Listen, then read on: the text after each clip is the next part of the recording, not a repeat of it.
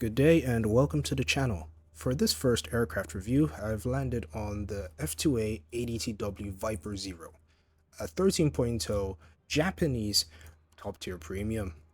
Now, this plane, as you can see, is based off the F-16 chassis, and oh boy, does it have a lot more to offer.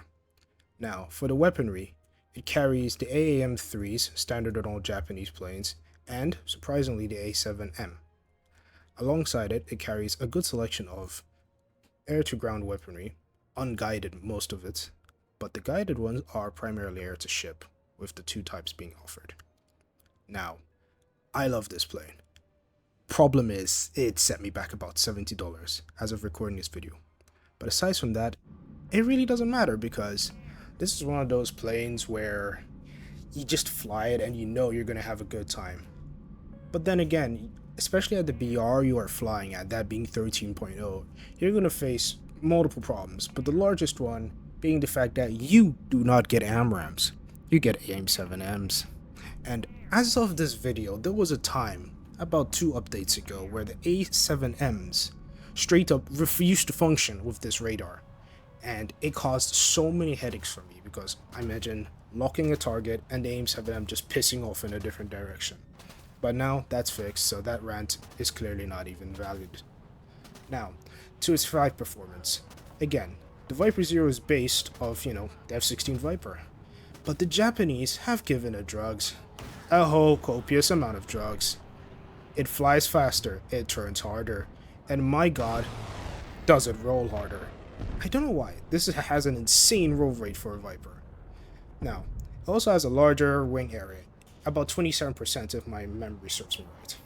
Now in Warthunder, that equates to having a much improved airframe, as you can see by that insane dodge roll. And this airframe is probably the deadliest airframe to ever try and dogfight with. I am telling you this from experience. Even with me, a novice dogfighter, I was able to absolutely obliterate any kind of airplane that would come within my dogfighting radius. If they decide to turn and my pilot doesn't black out, they're as good as dead. Now keep in mind, this plane also has more flaws. For example, it has no HMD. So targeting planes of boresight is virtually impossible. You will have to sling your nose around. And that really doesn't help in a lot of situations because, again, it's a Viper. The plane is fragile. Random explosion anywhere on the plane and kaboom, you straight up just die. Doesn't help on a lot of situations, but you never know. Now, keeping in the theme of things that piss me off about this plane, the radar. Now, don't get me wrong. 13.0 and you have an ASA radar, which is extremely powerful for what it is. But again, the problem is that this radar only comes in TWS. No scan pulse Doppler. Now, you may say, 0. That's not bad. It isn't bad. It's just annoying. Let me explain.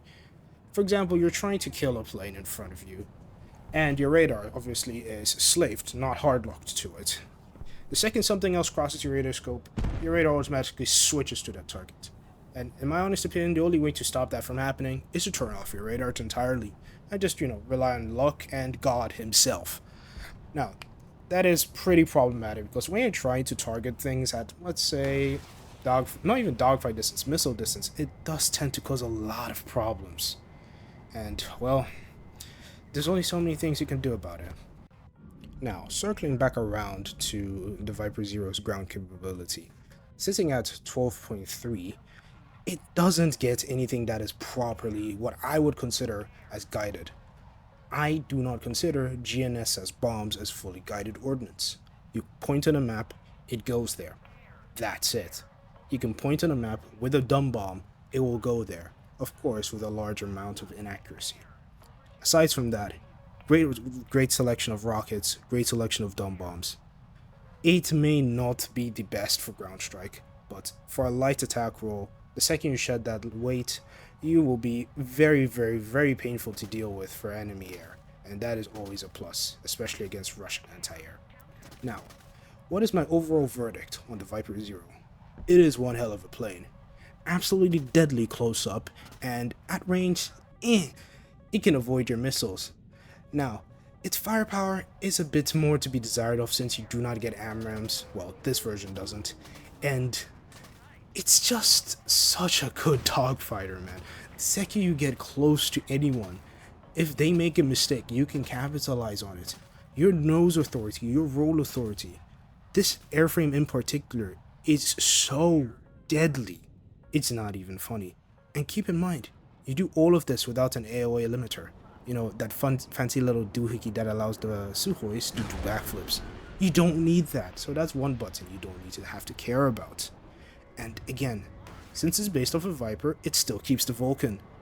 And oh boy, does that gun really do work when it needs to. So, an absolute overall sincerity. Viper Zero, great plane. Price, $80 as of recording this video. It's a hell of a lot of money. And now keep in mind, you are using this to grind the Japanese tech tree, which, again, is considered one of the most painful tech trees to go through. Now, should that deter you from flying this plane? No, because it didn't deter me from flying this plane. So, in my honest, unbiased opinion, Viper Zero is such a great plane to fly, as long as you just don't try and engage things at distances you are not supposed to engage them at.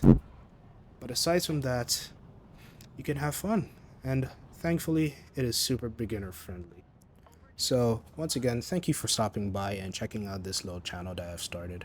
And I hope you stick around to see all the other cool stuff that I have lined up in the near future. So, if anything, I'll see you around.